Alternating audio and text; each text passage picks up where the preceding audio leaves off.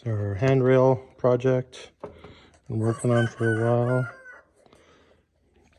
Rooster likes it. Hello, Rooster. So we got the upper deck done today, and moving on down the stairs next. So we use these stainless binder connectors with the hydraulic press that does the connections there. Does the crimp, keeps it nice and clean. I think they look pretty good. I'm pretty happy with them.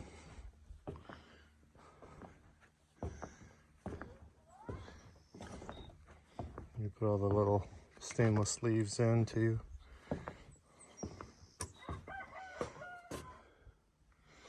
And then on this end we did a kind of a privacy wind blocker with these shutters. So you can open and close them, block the wind out, or whatever you want.